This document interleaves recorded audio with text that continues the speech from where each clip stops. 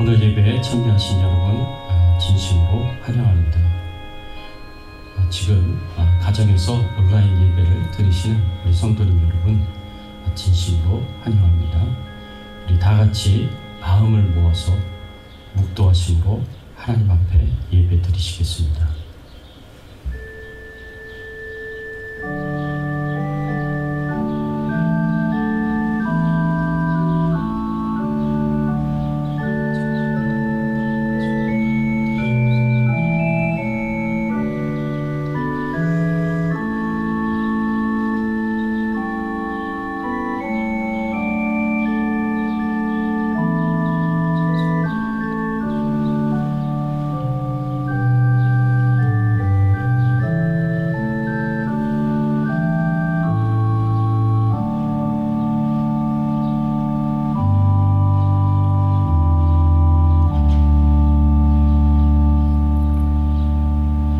환난 날에 여호와께서 네게 응답하시고 야곱의 하나님의 이름이 너를 높이 드시며 성소에서 너를 도와주시고 시온에서 너를 붙드시며 내 모든 소재를 기억하시며 내 번제를 받아주시기를 원하노라.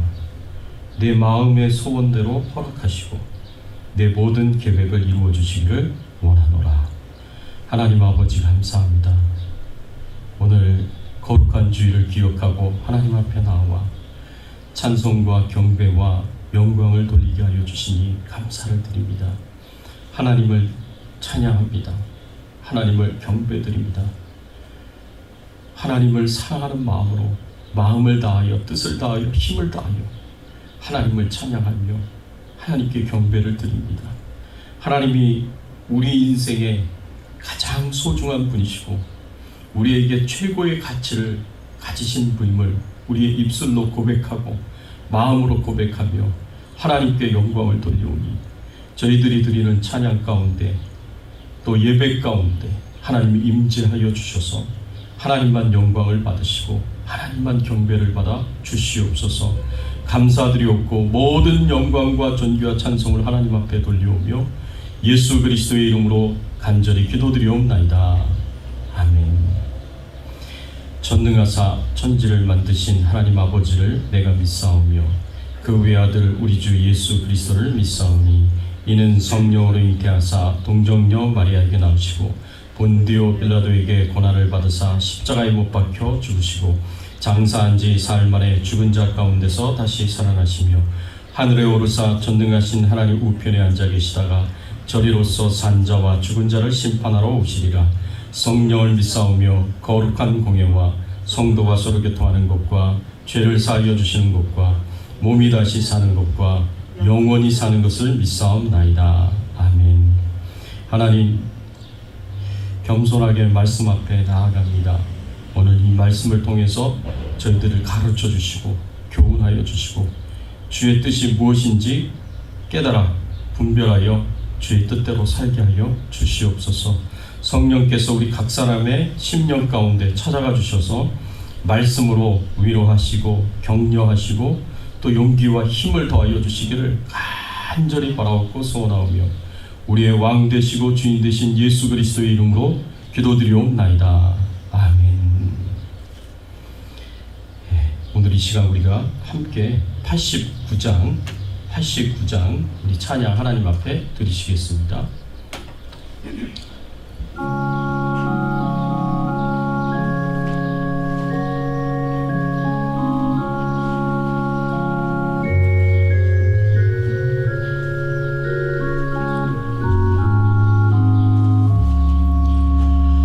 샤론의 꽃 예수 나의 마음에 거룩하고 아름답게 피소서. 내 생명이 참 사랑의 향기로 한 데마다 풍겨나게 하소서. 예수 샤론의 꽃 나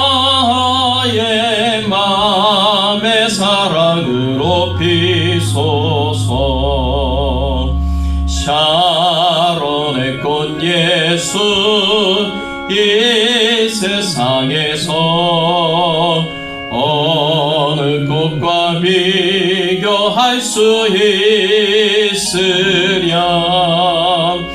나의 삶의 한결같은 은혜와 사랑으로 가득하게 하소서. 예수 샤론의 꽃 나의 맘의 사랑으로 피소서. 샤론의 꽃 예수 모든 질병을 한이 없는 능력으로 고치사 고통하며 근심하는 자에게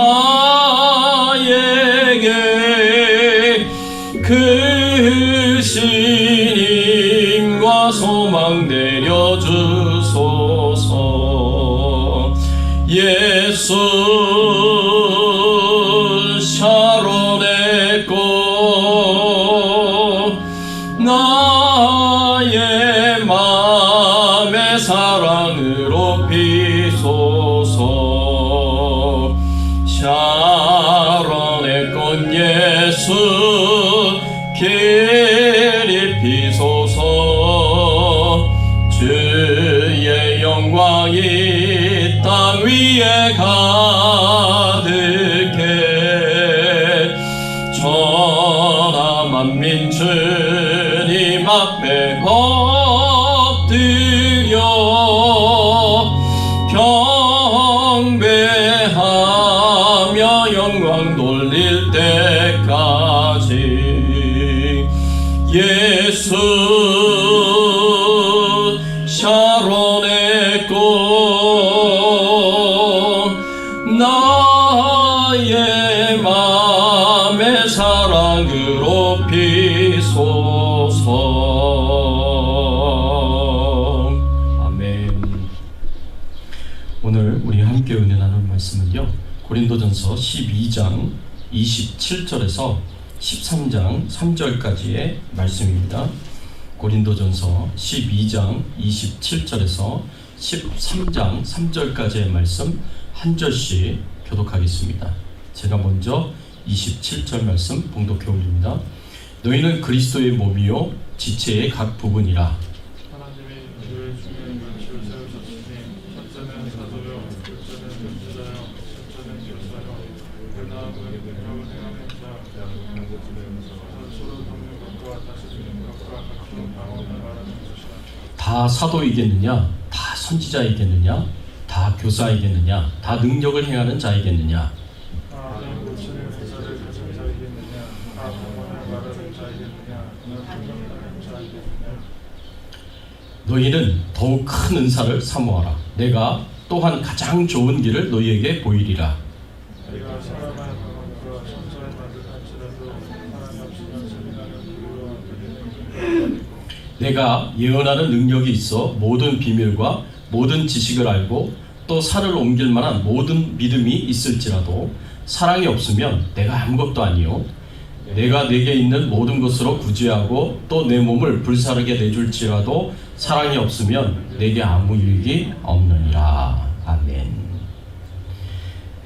여러분, 우리가 은사를 사용하는 가장 좋은 길이 무엇이겠습니까? 우리가 성령님께서 우리에게 선물로 주신 그 은사를 사용해야 하는 가장 바른 길이 무엇이겠습니까? 성령님께서요, 오순절 때 이 땅에 내려오셔서 은사를 우리에게 선물로 주셨습니다.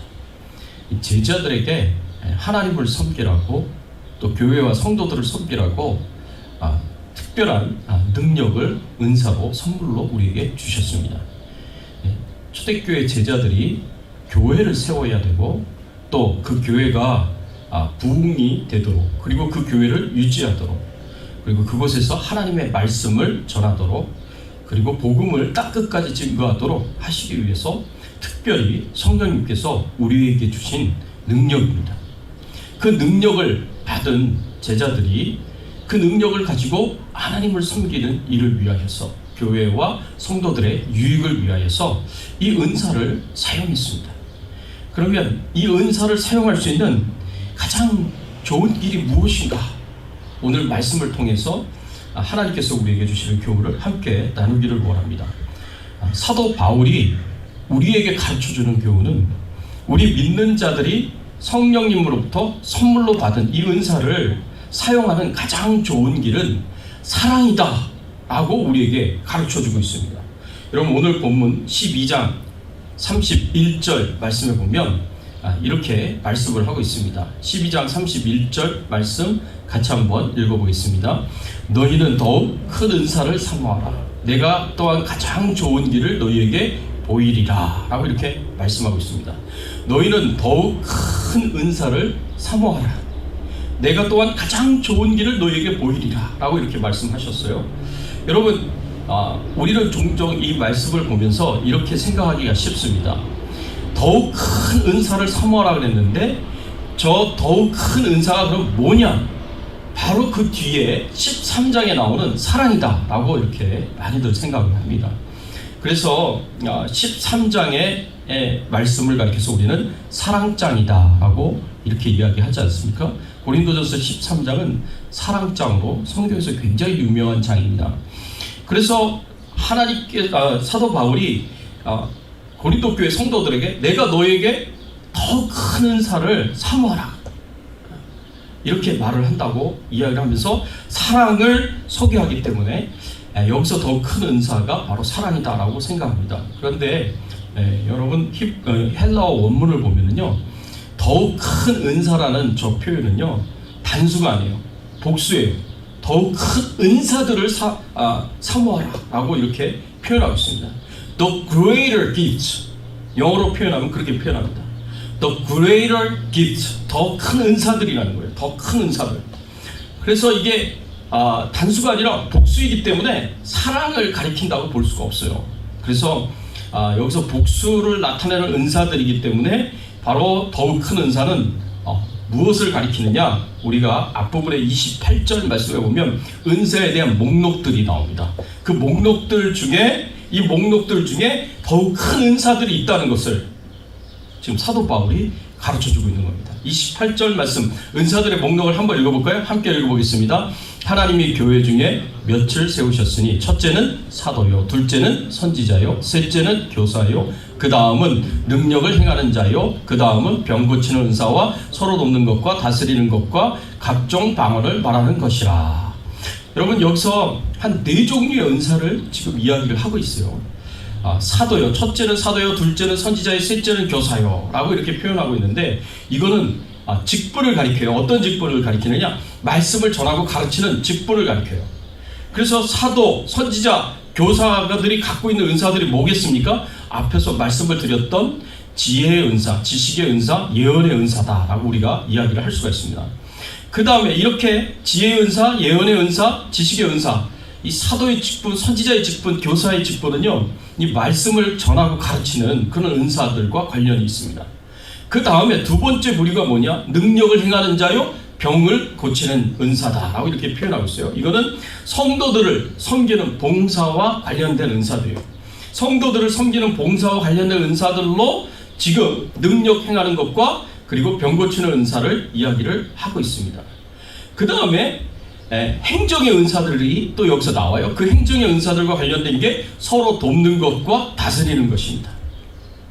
그리고 마지막으로 개인적인 은사가 나옵니다. 개인적인 은사가 뭐냐? 방언을 말하는 것, 방언의 은사다라고 이 은사의 목록에서 생각해 볼 수가 있습니다. 자, 이렇게 4부류의 은사의 항목들이 있는데, 목록들이 있는데, 이 4부류의 목록들 중에서 그러면 어떤 것이 더 좋은 은사냐? 어떤 것이 더 큰 은사냐? 여러분, 사실은 좋고 나쁨에, 은사에 좋고 나쁨이 없습니다. 좋은 은사들이 있고 나쁜 은사들이 있는 건 아니에요. 다 좋은 은사들이에요. 다 좋은 은사들이에요. 더 더 이렇게 중요한 은사들이 있고 더 우선적인 은사들이 있는 것이지 사실 좋고 나쁨이 없습니다. 은사들 안에는. 그래서 이 말씀을 보면은 하나님께 영광을 돌리고 교회의 유익이 되고 성도들의 유익이 되는 그런 은사들 중에 특별히 처음에 나오는 말씀과 관련된 은사들, 그 다음에 봉사와 관련된 은사들, 그 다음에 이 행정과 관련된 은사들, 이런 은사들은 교회에 유익을 주는 거예요. 이런 은사들은 성도들에게 유익을 주는 거예요. 그런데 맨 마지막에 나오는 방언의 은사가 있습니다. 이 방언의 은사는 교회의 유익보다는, 그리고 성도들의 유익보다는 자신의 유익을 위한 은사입니다. 자신이 하나님과 교제하고 교통하기 위해서 갖는 은사다라고 우리가 이야기를 할 수가 있습니다.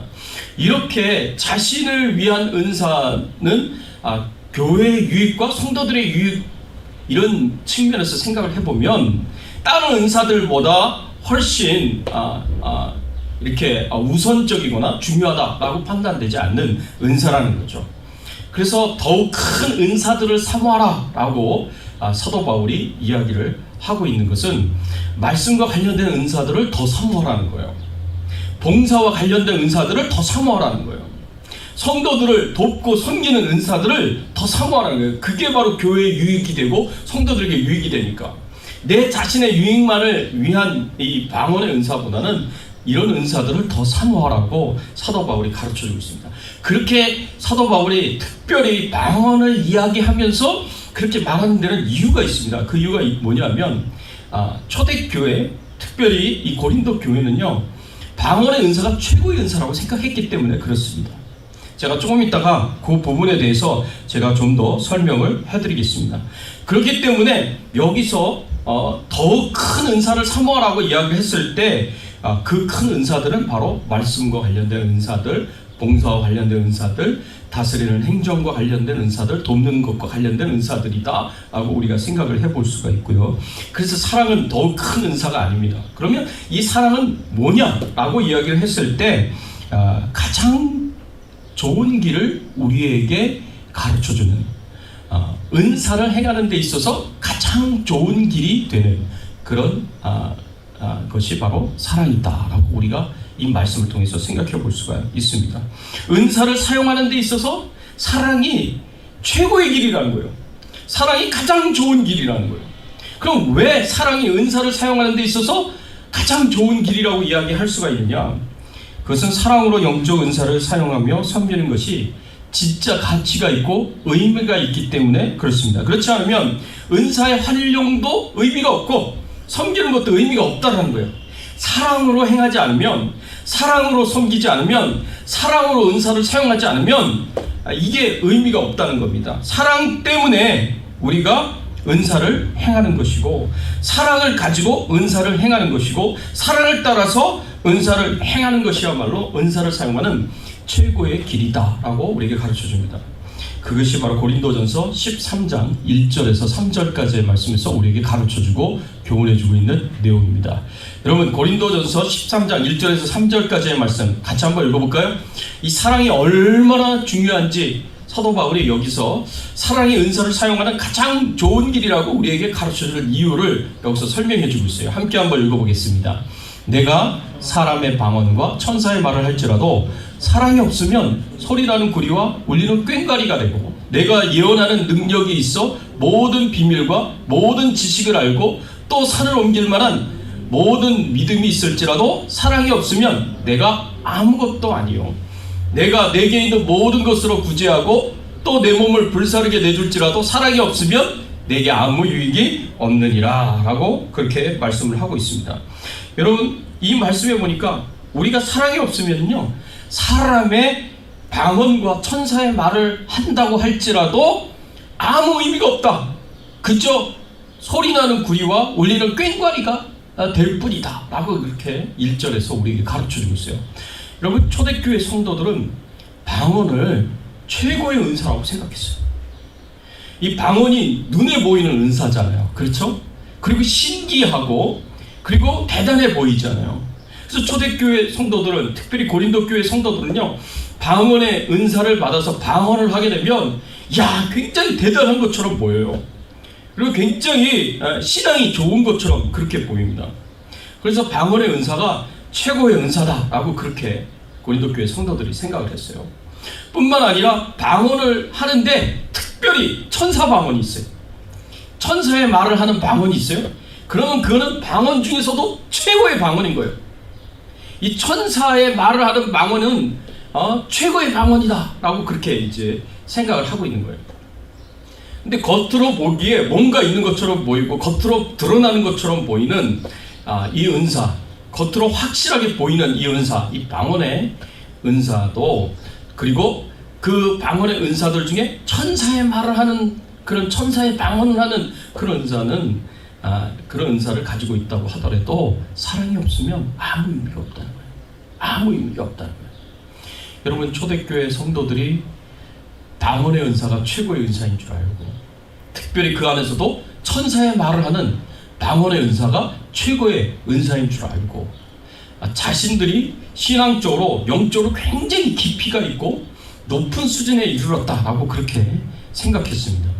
그래서 방언의 은사가 없는 사람들을 바라보면서, 방언을 못하는 사람들을 바라보면서 무시했어요. 그리고 깔봤습니다. 저 사람 뭐 신앙이 별로인 사람, 그리고 영적으로 수준이 높지 못한 사람, 이런 사람으로 이렇게 무시하고 내려갔다라는 거죠. 여러분, 그렇게 방언의 은사가 무슨 최고의 은사인 줄 알고 다른 사람들을 무시하고 깔보고 내려보고 이런 사람이라면 그 안에 성도들을 향한 존중의 마음이 없고 성도들을 향한 사랑의 마음이 없는 사람이라면 아무리 대단해 보이는 은사를 가지고 있다고 하더라도 그게 아무 소용이 없다는 거예요. 그리고 실제로 사실은 방언과 천사의 말을 한다고 하더라도 그것이, 그 말을 이해하지 못하고 그 말을 깨닫지 못하는 사람들은요, 그냥 소리나는 구리와 울리는 꽹과리가 될 뿐입니다. 소리나는 구리와 울리는 꽹과리가 뭐예요? 소리만 시끄러운 거예요. 소리만 시끄럽지만 그 안에 의미가 없는 거예요. 여러분, 소리나는 구리와 울리는 꽹과리를 울리고 이게 소리를 아무리 크게 한다고 하더라도 거기서 꽹과리가 말을 합니까? 우리가 이해할 수 있는 언어로 이 말을 합니까? 말을 하는 게 아니에요. 그냥 소리만 클 뿐이에요. 사도 바울이 지금 여기서 그렇게 표현하고 있는 거죠. 여러분, 이렇게 방언의 은사를 굉장히 크고 중요한 은사로 보는 경향은요, 오늘날에도 있었어요. 제가 한 30년 전만 해도요, 방언을 못 받으면 구원도 못 받았다 라고 그렇게 말을 하는 이야기들을 여러 번 들었습니다. 생각해보세요. 지금은 그런 말을 하는 분들은 거의 없는 것 같아요. 근데 30년 전만 해도 그걸 대놓고 얘기를 했어요. 방언 못 받으면 구원 못 받았다고. 방언이 구원받은 표지로 그렇게 알고, 구원 받았느냐 구원 못 받았느냐의 표지가 방언을 하느냐 못 하느냐에 있었습니다. 그래서 제가 30년 전에 신학대학에서 신학 공부를 하고 있을 때 그렇게 말하는 분을 만나가지고, 어떤 전도사님, 나이 많으신 여전도사님 만나서 제가 신학적 논쟁까지 했었던 게 기억이 납니다. 여러분, 그렇게 생각했어요. 그리고 방언을 못 받으면 구원 못 받았다고 생각하고, 방언을 못 받으면 그게 하나님과의 영적인 그런 관계가, 영적인 수준이 굉장히 낮다고 생각하고, 그래서 무조건 방언을 받아야 된다고 그렇게 말을 하고 주장을 했습니다. 심지어는 한국에는 한월산 기도원이라는 곳에는 방언을 받을 수 있는 곳으로 굉장히 유명했습니다. 근데 그 방언을 받는 곳으로 유명을 해서 그곳에 가면은 무조건 다 방언을 받는다라고 그렇게 생각했어요.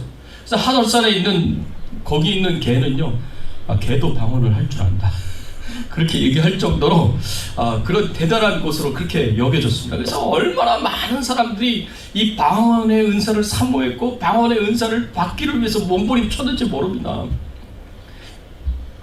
그런데 이렇게 방언을 하면 구원받았다고 생각하고, 방언을 해야지만 하나님과 영적으로 무슨 깊이 있는 교제를 나눌 수 있다고 생각하고, 방언을 해야지만 신앙이 굉장히 높은 단계에 이른다고 생각하고, 그렇게 해서 그렇지 못한 사람들을 우습게 여기고 깔보는 것은요, 그거는 잘못된 것이라는 거죠. 그건 이 은사를 이해하는 그런 바른 방법이 아니라는 것입니다.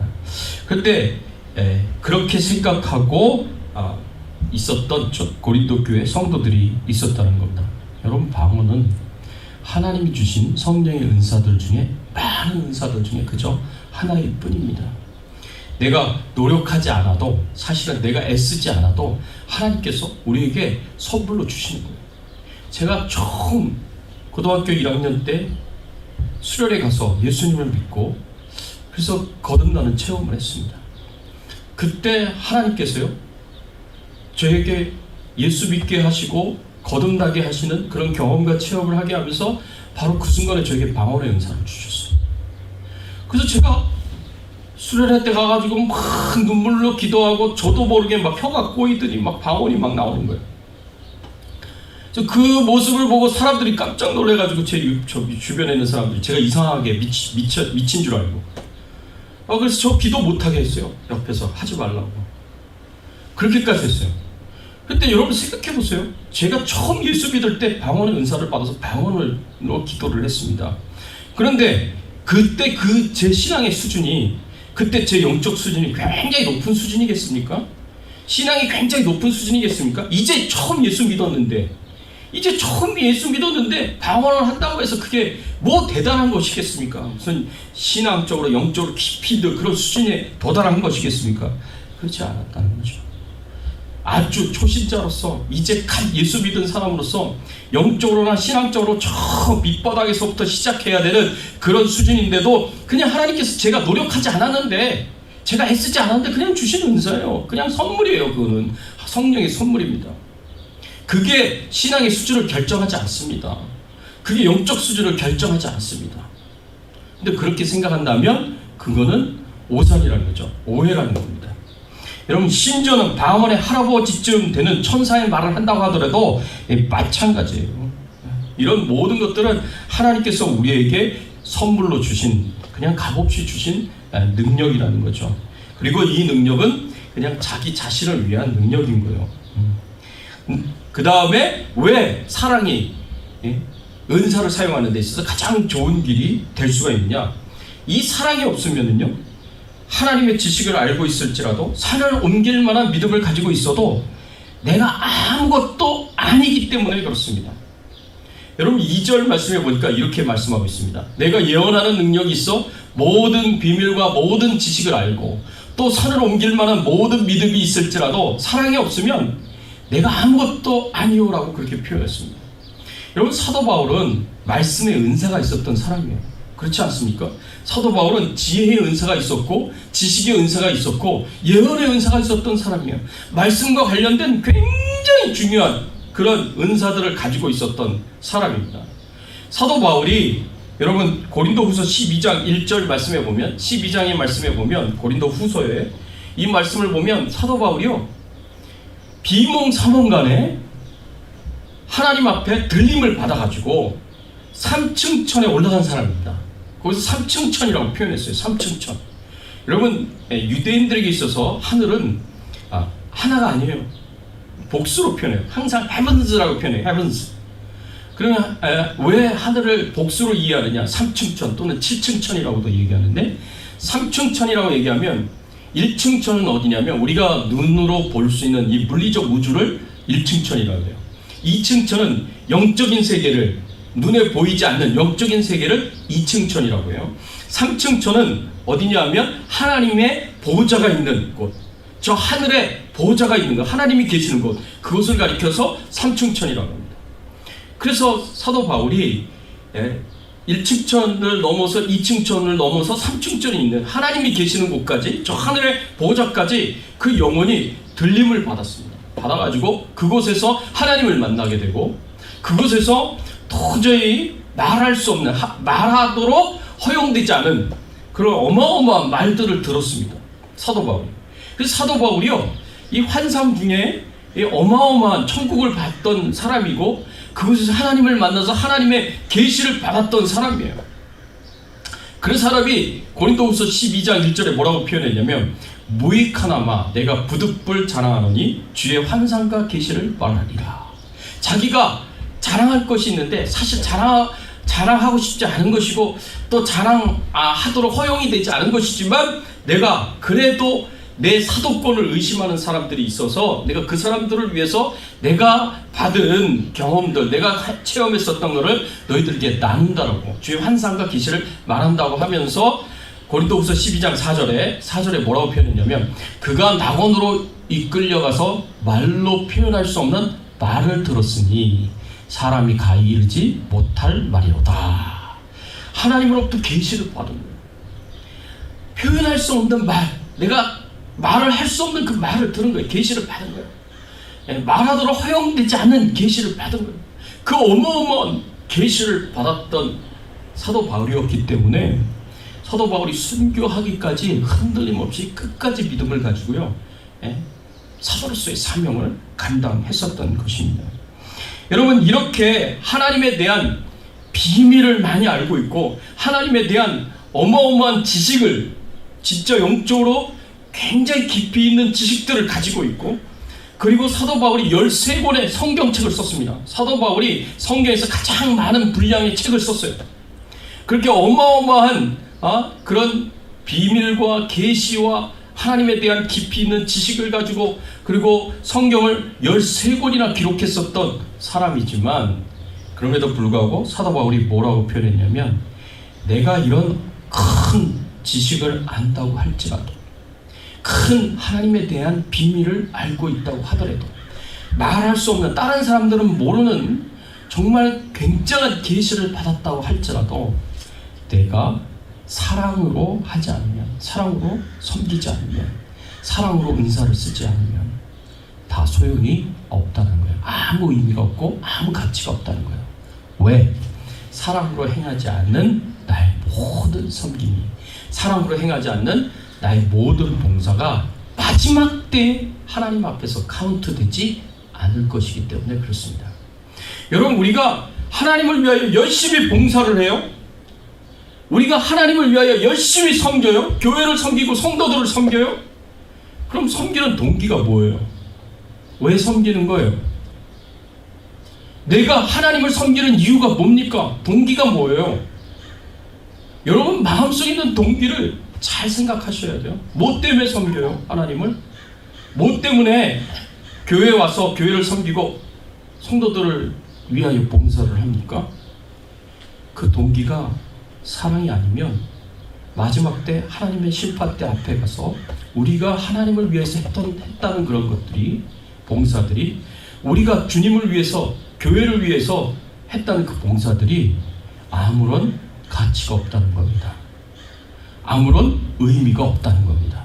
하나님이 그것을 카운트하시지 않으신다는 말이에요. 그러니까 여러분, 우리가 사랑으로 우리가 가지고 있는 하나님이 주신 은사들을 사용한다는 것이 얼마나 중요한 일인지 우리 깨달아야 됩니다. 또 사도 바울이 뭐라고 표현했습니까? 산을 옮길 만한 믿음이 있을지라도 사랑이 없으면 아무것도 아니다, 나는 아무것도 아니다 라고 그렇게 표현을 합니다. 산을 옮긴다는 믿음, 이 믿음이 뭐예요? 여러분, 마태복음 17장 20절 말씀에 보면 예수님께서 제자들에게 이렇게 말씀을 하십니다. 귀신 들린 어린아이를 치유하지 못하고 귀신을 내쫓지 못하는 그 제자들에게 예수님이 주신 말씀이에요. 같이 한번 읽어볼까요? 함께 읽어보겠습니다. 만일 너희에게 믿음이 겨자씨 한 알만큼 있어도 이 산을 명하여 여기서 저기로 옮겨지라 하면 옮겨질 것이요, 또 너희가 못할 것이 없느니라 라고 이렇게 표현했습니다. 겨자씨 한 알만큼의 아주 조그만 믿음이 있다고 하더라도요, 사랑으로 행하지 않으면요, 그 믿음이 아무 의미가 없다. 겨자씨 한 알만큼의 그 믿음이 산을 옮기는 기적을 일으킨다고 했는데, 산을 옮기는 그 기적을 일으키는 그 믿음이 있다고 하더라도, 그 믿음으로 산을 옮기는 기적을 일으켰다고 하더라도, 그 믿음으로 엄청난 하나님의 일을 했고 어마어마한 하나님의 사업을 했다고 하더라도, 사랑이 동기가 되어서, 사랑이 방법이 되어서 사랑으로 행하지 않는 그런 엄청난 기적을 일으키는 믿음으로 행한 모든 섬김일지라도, 봉사일지라도 하나님 앞에 하나도 카운트가 되지 않는다는 거예요. 의미가 없고 가치가 없다라고 그렇게 말씀하고 있는 것입니다.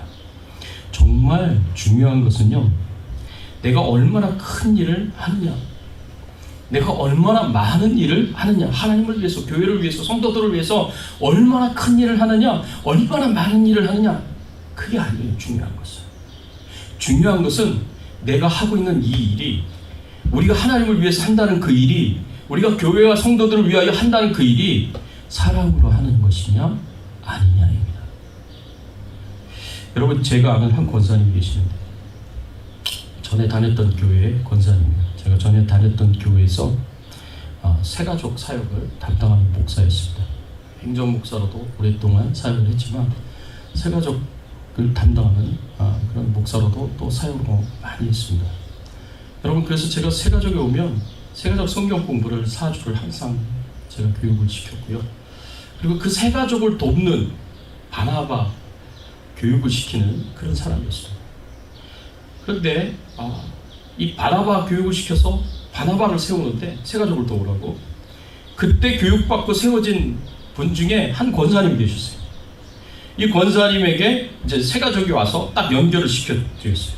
그랬더니 이 권사님이 얼마나 새가족 사역을 열심히 하고 잘하는지, 그냥 이 새가족이 교회에 오도록 주중에 계속 컨택하고, 교회에 오면은 그 새가족을 반갑게 맞아주고 환영해주고, 그 새가족을 자기 옆에 딱 앉혀가지고 같이 예배를 드리고, 예배를 드릴 때 도움이 필요하면 다 도와주고, 그리고 예배가 끝나고 나서 같이 식사할 때 또 이렇게 같이 식사를 하면서 교제해주고, 그뿐만이 아니에요. 이분은 모든 양육 훈련을 다 받으신 분인데, 이 새가족을 위해서, 새가족이 교회 처음 온 사람이니까, 그러니까 밑바닥서부터 그 새가족과 함께 교육, 훈련, 양육 다 받는 거예요. 아주 기초적인 수준에서부터 제자훈련, 사역훈련까지 다 이분이 함께 참여를 해주는 거예요. 뿐만 아니라 이분이 나중에 암이 걸리셨어요. 암이 걸리셔서 이제 딸네 집에 가서 이제 치료하는 그런 이제 시간을 가지려고 하는데, 한 몇 달간의 그 기간이, 딸네 집에 가는 그 기간과 이 집을 정리를 하고 이제 가려는 그 기간에서 몇 달의 공백이 생겼어요. 그 몇 달 공백 기간 동안에 우리 집으로 오라고, 그분도 혼자 사시니까. 그래서 그분을 집에 데리고 와서, 그리고 자기가 병간호 해주면서 음식 해주면서 그분을 그렇게 섬긴 거예요. 이분이 그래서 딸네 집에 가서 몇 년간 이렇게 자신이 회복을 하기 위해서 노력을 하시고 다시 내려오셨어요. 많이 좋아지셔서 내려오셨어요. 근데 다시 내려오고 나서도 이분을 계속해서 돌봐주고, 나중엔 이분이요 구역장까지 되고, 구역장으로 이렇게 성도들을 섬기는 그 위치에 갈 때까지 끝까지 그분을 도와주셨습니다. 이분이 그렇게 하신 데는 뭐가 있겠습니까? 그렇게 새가족을 돕는다고 해서 돈이 벌려지겠습니까? 뭐가 있겠습니까? 아무것도 없죠. 그럼에도 불구하고 오히려 자신의 돈을 써가면서, 자신의 시간을 써가면서, 자신의 에너지를 써가면서 그렇게 그분을 섬겼던 이유는 그 새가족을 하나님의 사랑의 마음을 가지고 불쌍히 여기고 긍휼히 여기고 사랑하는 마음으로 섬겼기 때문에 그렇게까지 할 수 있었던 거예요. 여러분, 이렇게 사랑으로 행하지 않으면 우리가 하는 모든 섬김이, 우리가 하는 모든 봉사가 하나님 앞에 의미가 없어요. 가치가 없어요. 하나님 앞에 하나도 카운트 되지 않습니다. 하나님의 보좌 앞에 있을 때. 그게 사도 바울이 우리에게 주고자 하는 교훈입니다. 세 번째로, 내게 사랑이 없으면 구제하고 몸을 내어줄지라도 아무 유익이 없다. 여러분, 구제하는 것, 가난한 사람들을 도와주는 것, 연약한 사람들을 도와주는 것은요, 구약도 그렇지만 신약에서도 마찬가지로 신앙의 경건에 있어서 굉장히 중요한 부분이다 라고 그렇게 여겨졌고 받아들여졌습니다. 사도행전 2장과 4장의 말씀을 보면 성령이 충만한 성도들이 했었던 일들 중에 하나가 뭐였습니까? 자기가 가지고 있는 재산을 팔아서 사도들 앞에 가져다 놓으면 사도들이 그것을 가지고 가난한 자들에게 나눠줬습니다. 그래서 초대교회는요, 가난한 사람이 없었다 그랬어요. 왜? 서로가 필요에 따라서 나눠주고 베풀어주고 도와주어서 굶는 사람이 없는 거예요. 그렇게 사랑을 받아가지고. 그래서 사랑으로 그렇게 행하는 것이 초대교회에서 굉장히 중요한 경건의 한 요소였습니다. 그런데 이렇게 사람의 필요를 따라서 나눠주고 베풀어주고 구제하고 도와준다고 할지라도 그래도 내가 그것을 사랑으로 행하지 않으면 하나님께서 그것을 마지막 때 카운트하시지 않으신다는 거예요. 아무 내게 의미가 없고 유익이 없어요. 3절 말씀, 내가 내게 있는 모든 것으로 구제하고 또 내 몸을 불사르게 내줄지라도 사랑이 없으면 내게 아무 유익이 없느니라 라고 이렇게 말씀하고 있습니다. 사랑하는 성도 여러분, 하나님께서 하나님의 독생자 예수님을 우리에게 보내주시고 십자가에 못 박게 하신 것도 바로 사랑 때문에 그렇게 하신 겁니다. 그래서 요한복음 3장 16절 우리가 잘 알고 있는 이 말씀에 보면 하나님께서 하나님의 아들 독생자를 우리에게 주신 그 이유가 바로 사랑 때문이다 라는 것을 여기서 가르쳐주고 있어요. 같이 한번 읽어볼까요? 함께 읽어보겠습니다. 하나님이 세상을 이처럼 사랑하사 독생자를 주셨으니 이는 그를 믿는 자마다 멸망치 않고 영생을 얻게 하려 하십니다. 사랑하셨기 때문에, 세상을 이처럼 사랑하셨기 때문에 독생자를 주셨다라고 이렇게 말씀하고 있어요. 하나님께서 우리에게 베풀어 주신 그 모든 일들이 전부 다 사랑 때문에, 사랑으로 행하신 일들이다 라고 우리에게 가르쳐주고 있고 교훈해주고 있는 것입니다. 여러분, 예수님도 마찬가지였습니다. 우리를 사랑하셨기 때문에 자기 몸을 십자가에 내어주셨습니다. 사도 바울도 마찬가지였습니다. 수많은 고난과 고통과 위험과 죽을 고비를 넘기면서 복음을 끝까지 전했는데 그렇게 할 수 있었던 것은 바로 사랑 때문이에요. 하나님이 내게 베풀어 주신 사랑이 있기 때문에, 내가 어마어마한 사랑을 받았기 때문에, 내가 그 사랑을 가지고 그 사랑으로 내가 성도들을 섬기고 교회를 섬긴다는 마음으로 그렇게 고난이 있고 어려움이 있고 고통이 있어도 끝까지 포기하지 않고 복음을 전했던 것이고 사명을 감당했던 것입니다. 하나님의 사랑을 내게 베풀어 주신 그 사랑을 기억하고 내가 하나님을 위해서, 교회를 위해서, 성도들을 위하여 기꺼이 사랑의 마음을 가지고 사랑이 동기가 되어서 사랑 때문에 사랑으로 섬길 수 있는 그런 신앙의 삶을 살아가야 됩니다.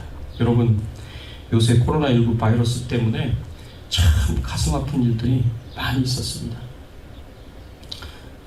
여러분, 칠레의 어떤 아들은요, 자가 격리 중인 부모를 위해서 매일 그 부모 집에 찾아가가지고 매일같이 이렇게 초인종을 누르고 집에 들어가지는 않습니다. 부모를 위해서, 자가격리라는 부모를 위해서. 근데 자식이 초인종을 누르면 부모가 문을 여는 게 아니라 이렇게 창문에 커튼을 열어요. 커튼을 열면 그 아들이 하는 일이 뭐냐면 그 앞에서 매일 아코디언을 연주를 하는 거예요. 근데 그 아코디언 연주를 부모가 들으면서 이 엄마하고 아빠가 그 앞에서 춤을 추는 거예요. 서로 이렇게 붙잡으면서 춤을 추면서 그렇게 좋아하는 거예요. 그러니까 이 아들이 부모를 위해서 뭔가를 해주고 싶은데, 근데 이 자가격리 중이니까 또 기저질환이 있으니까 위험하니까 잘못하면, 그러니까 매일 찾아와가지고 그렇게 이 아들이 아코디언으로 연주를 해주면 부모가 그걸 너무 좋아하는 거예요. 너무 좋아하는 거예요. 근데 이렇게 좋은 일도 있지만 가슴 아픈 일들도 얼마든지 있습니다. 제가 최근에 신문에 봤었던 내용인데, 동부에서 아들이 어머니 날 마더스데이이기 때문에 아들이 LA 찾아왔어요. LA 찾아왔는데 어머니는 건강이 안 좋아서 양로병원에 들어가 있는 거예요. 여러분, 지금 코로나19 바이러스 감염 때문에 양로병원에 방문이 안 됩니다. 그래서 굉장히 많은 분들이, 지금 부모님들이 양로병원에 계시는데 양로병원에 들어갈 수가 없어요. 이게 방문이 허락이 안 돼요. 그러니까 이 어머니 날에 어머니가 보고 싶어서 동부에서 찾아왔는데 그 아들이 어머니를 볼 수가 없는 거예요. 그래서 창문을 가운데 두고 어머니를 이렇게 보는데 뵐 수 없는 그 어머니, 창문으로밖에 볼 수 없는 그 어머니, 그 앞에서 이 아들이 오열을 하는 거예요. 막 펑펑 울면서 오열을 하는 거예요. 그 어머니, 자신을 사랑하고 자신을 그렇게 아껴주고 자신을 그렇게 귀하게 여겨줬던 그 어머니에게 사랑을 보일 수 있는 유일한 1년 중에 유일한 한날 마더스데이 때 그 어머니의 손도 잡지 못하고 창문을 하나 끼어들고 그 바라볼 수밖에 없는 그 상태를 보면서 이 아들이 오열을 합니다. 제가 호스피스 사역을 하면은 어떤 분도 마찬가지입니다. 제가 이 코로나19 바이러스 이 2달 넘는 이 기간 동안에 굉장히 많은 사람들이 돌아가셨어요. 이 바이러스 때문에도 돌아가셨고 이상하게 굉장히 많은 분들이 갑자기 돌아가셨습니다. 근데 제가 영적으로 관리를 하고 있었던 60대 어떤 한 남자예요. 이분은 암으로 돌아가셨는데, 근데 이분이 마지막 돌아가시기 전에 저한테 그러는 거예요. 목사님, 저는 굉장히 마음이 아픕니다. 제가 걱정되는 자녀가 둘이 있는데 큰아들은 결혼을 했고 나머지 두 애가 아직 결혼을 못했어요. 근데 딸이 결혼 날짜를 잡았는데 목사님, 제가 그때까지 살지 못할 것 같아요. 그래가지고 되게 안타까워 하시더라고요. 근데 그 딸이요, 자기 아버지가 돌아가실 것 같으니까 아버지가 살아계실 때까지, 자기 결혼식 때까지 아버지가 살아계실 것 같지가 않으니까 이 딸이 그냥 간이라도 아버지 생존하실 때 내가 간이라도 결혼식을 해야겠다. 그래가지고 토요일 날 가까운 사람들, 친구들 이렇게 모여가 그래서 그 앞에서 결혼식을 했어요. 아버지 때문에. 근데 그 아버지가 그 결혼식 다 참여하시고 그 딸을 그렇게 기뻐하고 즐거워하시고 그 다음날 주일날 갑자기 돌아가셨어요. 갑자기 돌아가셨어요. 딸을 바라보면서 딸의 결혼식을 못 볼까봐 안타까워했었던 아버지의 마음도 참, 딸을 사랑하는 그 마음을 이해하고, 그 딸도 아버지를 사랑하기 때문에 자기 결혼식을 못 볼까봐 아버지 생전에 결혼식을 해야겠다 생각하고 그냥 결혼 날짜를 확 당겨가지고 그냥 집에서 간단하게 했어요. 그리고 그 모습을 보면서 기뻐하는 아버지를 보면서 아버지께 마지막 효도를 해야겠다는 생각에서 그렇게 한 딸의 마음도 제가 이해가 돼요. 그래서 저한테 장례식을 요청을 해가지고 그래서 제가 청궁완성 예배 제가 드려드렸습니다. 제가 장례식에서 그 설교를 했는데 그 이야기를 하니까 아버지가 이렇게 딸을 걱정했다고 이야기를 하니까 딸이 그냥 장례식장에서 펑펑 눈물을 쏟으면서 우는 거예요. 아버지의 사랑이 느껴지는 거죠. 아버지의 사랑이 느껴지는 거죠. 여러분, 하나님께서는요, 하나님의 아들 예수 그리스도를 십자가에 못 박아 죽이시기까지 우리를 사랑해 주셨습니다. 그 아들과 더불어 우리가 하나님 앞에 기도한 모든 것을 들어주시고 응답해 주시는 분이십니다. 우리에게 그 어마어마한 사랑을 베풀어 주신 하나님께서 내가 하나님의 영광을 위하여, 내가 교회와 성도들을 위하여 섬기라고 특별한 능력인 은사를 우리에게 주시면서 하시는 말씀이, 네가 이 은사를 사용할 때는 사랑 때문에 사용해라. 사랑으로 사용해라. 내가 너를 사랑했듯이 너도 그 사랑의 마음을 가지고 하나님을 사랑하는 마음으로 이 은사를 사용해서 섬기고 교회와 성도들을 사랑하는 마음으로 섬겨라 라고 우리에게 가르쳐 주십니다. 교훈해 주십니다. 사랑하는 성도 여러분, 우리가 하나님이 주신 힘이 있어서, 하나님이 주신 재능이 있어서, 하나님이 주신 능력이 있어서, 하나님이 주신 은사가 있어서 하나님을 섬기고 교회와 성도님들을 섬길 때 바로 이 사랑의 마음으로 섬길 수 있는 저와 여러분들의 섬김이 되시기를 예수 그리스도의 이름으로 축원합니다. 같이 한번 오늘 말씀 생각하시면서 함께 기도하겠습니다. 그렇습니다. 하나님, 우리가 하나님을 섬기는 우리의 마음이 어떤지 다시 한번 돌아보게 해주십시오. 하나님을 섬기는 우리의 마음이, 교회와 성도들을 섬기는 우리의 마음이 과연 사랑이 동기가 되어서 사랑 때문에 행하는 것인가?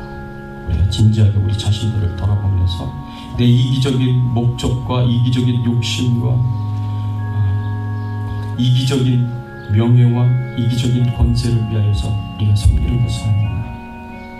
우리가 진지하게 우리 자신들을 돌아보면서 사랑으로 섬길 수 있는 우리의 신앙의 삶이 되게 해달라고 같이 소원하면서 함께 통성으로 기도하겠습니다. 하나님 아버지, 감사합니다. 오늘 말씀을 통하여서 저희들에게 가르쳐 주시고 교훈하여 주시니 감사를 드립니다. 그렇습니다. 우리가 하나님의 풍성한 사랑을 받은 자들입니다. 하나님의 커다란 사랑을 받은 자들입니다. 하나님, 이 사랑을 받은 자로서 하나님께서 하나님을 섬기라고, 교회와 성도님들을 섬기라고, 세상에 믿지 않는 자들을 섬기라고 우리에게 특별한 능력들을 선물로 주시면서 사랑으로 섬겨라고 우리에게 말씀해 주시고 우리에게 교훈하여 주시니 감사를 드립니다. 하나님, 그 사랑이 동기가 되어서 그 사랑 때문에 그 사랑으로 주체할 수가 없어서 우리가 기쁨과 즐거움으로 그리고 감사함으로 하나님 앞에 찬송과 경배와 예배를 드리게 하여 주시옵시고 하나님을 섬기게 하여 주시고 교회와 성도님들을 섬기며 믿지 않는 자들에게 복음 전하며 주여 신앙생활할 수 있는, 봉사할 수 있는 저희들의 신앙의 삶이 될 수 있도록 하나님께서 은혜를 베풀어 주시고 하나님께서 은총을 베풀어 주시옵소서. 감사드립니다. 하나님, 우리의 모든 섬김과 우리의 모든 수고가 사랑으로 행하는 수고가 되게 하시고 이것이 하나님께서 우리에게 보여주시는 은사를 사용하는 가장 좋은 길임을 하나님 우리가 깨닫게 하여 주시고, 그렇지 않으면 하나님 심판대 앞에서 의미가 없고 가치가 없는 우리의 섬김이 될까 두려워하는 마음으로 하나님의 말씀대로 사랑으로 섬길 수 있는 저희들 되게 하여 주시옵소서. 감사합니다. 하나님, 오늘 말씀을 통해서 우리에게 가르쳐 주시니 감사합니다. 그렇습니다. 하나님, 우리가 어떻게 하나님을 섬겨야 하겠습니까? 우리가 어떻게 교회와 성도님들을 섬겨야 하겠습니까? 하나님께서 잘 섬기라고 주신 이 은사들을 가지고 특별히 사랑의 마음으로 우리가 하나님의 영광을 위하여 교회와 성도들을 위하여 잘 섬길 수 있는 저희들의 신앙의 삶이 되게 하시고 우리의 남은 삶이 될 수 있도록 하나님께서 은혜를 베풀어 주시옵소서. 감사드리옵고 예수 그리스도의 이름으로 기도드리옵나이다. 아멘. 우리 교회 소식 알려드립니다. 지난 주중에까지 여러분들이 이렇게 한인가정, 어려운 한인가정들과 그리고 홈리스들을 돕기 위한 이렇게 물품 도네이션과 헌금을 제가 전달을 해드렸습니다.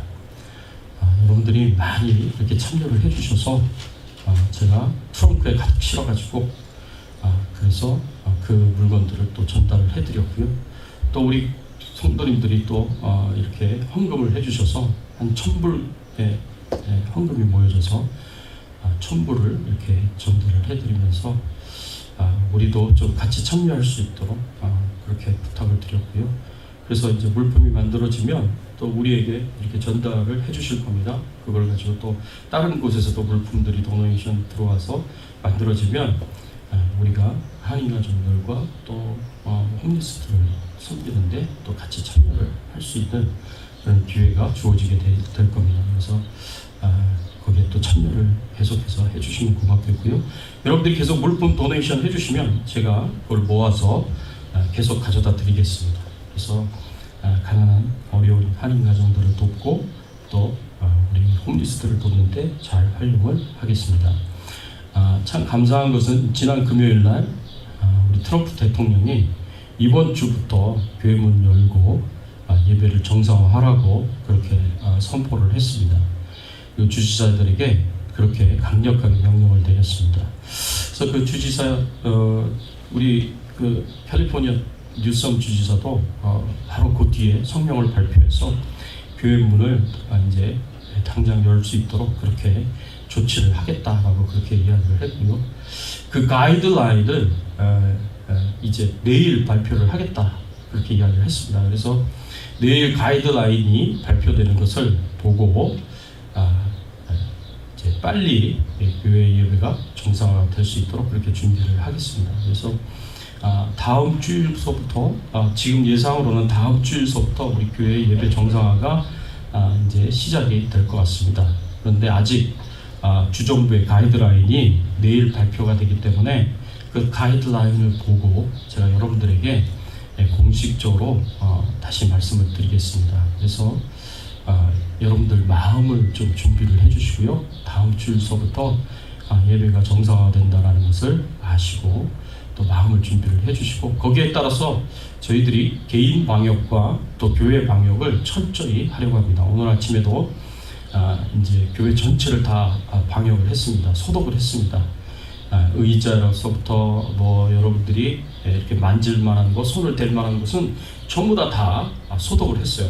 그래서 교회 전체 매일 주일 예배드리기 전에 전체를 다 소독을 하고 그래서 여러분들이 최대한 안전하게 하려고 하고요.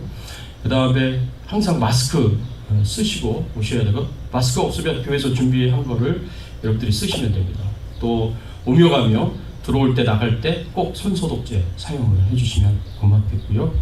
그리고 이제 6피트 거리를 항상 유지를 해서 앉아서 예배를 드려주셨으면 좋겠습니다. 그래서 다음 주일부터 예배에 참여하시는 분들은 이제 발열 체크를 하겠습니다. 그래서 체온계를 가지고 이렇게 피부에 대지 않고 이렇게 이마에다가 이렇게 레이저를 쏴서 이제 체온이 어떻게 되는지 그거를 확인하는 발열 체크를 하는 체온계로 그 발열 체크를 할 텐데 37.5도 이상이 되면 37.5도 이상이 되면 이제 열이 있는 것으로 간주를 하고 이제 집에서 온라인 예배를 드리시라고 저희들이 공유를 하겠습니다. 그래서 최대한 안전하게 그렇게 예배를 드리도록 하겠습니다.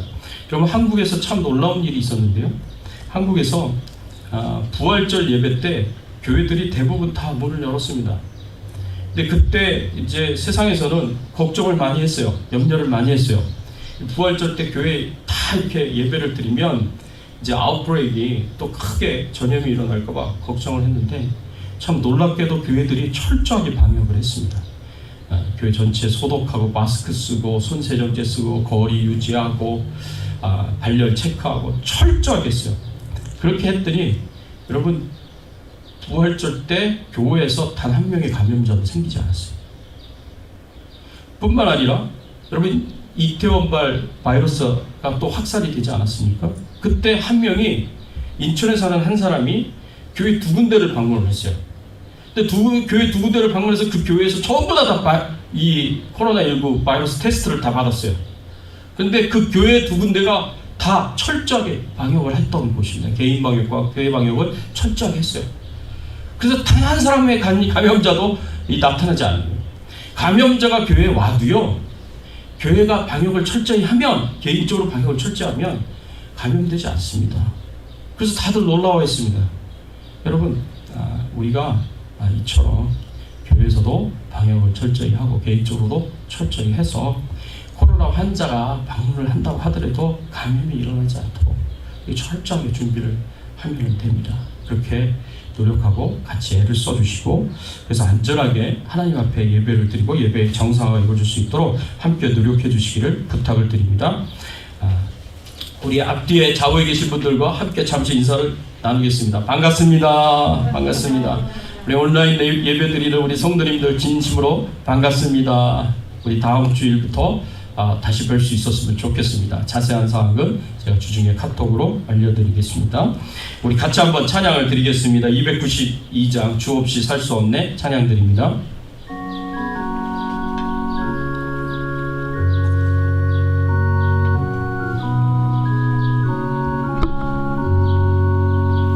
주 없이 살 수 없네 죄인의 구주여 그 귀한 몸의 피로 날 구속하소서.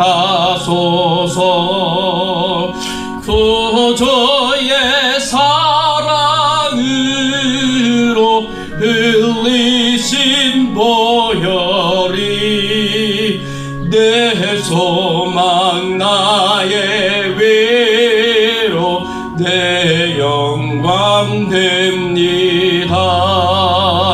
주 없이 살 수 없네 나 혼자 못 서리. 힘없고 부족하며 지혜도 없도다. 내 주는 나의 생명 또 나의 힘이라. 주님을 의지하여 지혜를 얻으리. 주 없이 살 수 없네 내 주는 아신다. 내 영의 깊은 간구 마음의 소원을 주밖에 나의 마음 네 알아주리요. 내 마음 위로하사 평온케 하시네. 주 없이 살 수 없네 세월이 흐르고 이 깊은 고독 속에 내 생명 끝나도 사나운 풍랑일 때 날 지켜주시리. 내 곁에 계신 주님 늘 힘이 됩니다.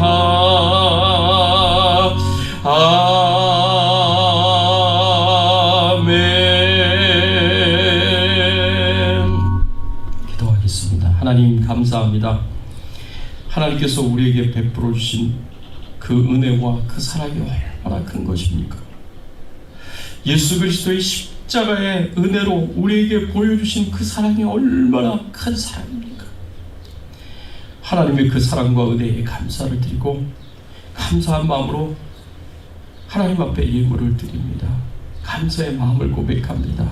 하나님 기쁘게 받아주시옵시고 감사의 마음을 고백하는 심령들마다 찾아가 주셔서 하나님께서 하늘의 은혜로 소낙비와 같이 폭포수와 같이 부어주시고 은혜 베풀어 주시기를 간절히 바라옵고 원합니다.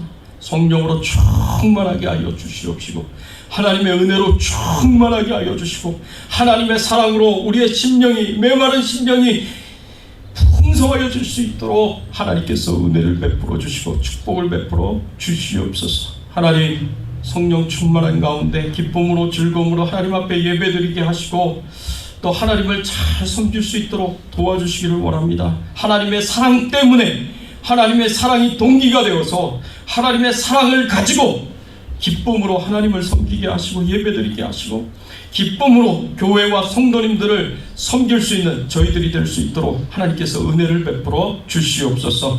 하나님께 모든 영광과 존귀와 찬송을 돌립니다. 하나님 특별히 코로나19 바이러스로부터 우리 모든 교회 식구들을 안전하게 지켜주시고 보호하여 주시니 감사를 드립니다. 하나님께 영광을 돌립니다. 하나님 앞으로도 이 코로나19 바이러스가 완전히 소멸될 때까지 하나님 우리 주백성교회 성도님들을 지켜 보호하여 주시옵소서. 안전하게 하여 주시옵소서. 육신의 연약함 가운데 있는 우리 성도님들을 기억하시고 하나님께서 강건케 하여 주시고 또 건강의 축복을 주셔서 회복되도록 은혜를 베풀어 주시옵소서. 하나님께서 늘 동행하시고 축복해 주시기를 간절히 바라옵고 소원합니다. 생업에 어려움이 있는 분들을 하나님 치료하여 주시옵소서. 회복시켜 주시옵소서. 특별히 아버지 하나님, 건강의 문제로 하나님 앞에 기도하는 우리 성도님들 계십니다. 우리 장인아 집사님을 건강하게 하여 주시옵소서. 우리 백경임 권사님을 건강하게 하여 주시옵소서.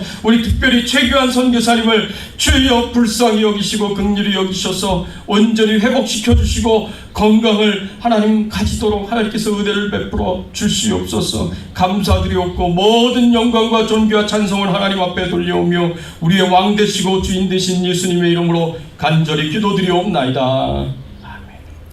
지금은 우리 주 예수 그리스도의 은혜와 하나님 아버지의 극진하신 사랑과 성령님의 감화감동 역사 충만하신 은총이 우리에게 값없이 선물로 주신 영적 은사를 가지고 사랑으로 하나님을 섬기고 교회와 모든 성도님들을 섬기기를 소원하는 모든 주의 백성들 머리 위에, 그 가정과 자녀들과 생업과 기도 제목들 위에, 주 백성 교회 위에, 충현 선교교회 위에, 모든 선교사님들 위에, 특별히 우크라이나의 주정훈 선교사님, 미얀마의 정바울 선교사님, 대만의 최규환 선교사님 위에, 그 가정과 사역 위에 이제부터 영원토록 함께 계실지어다.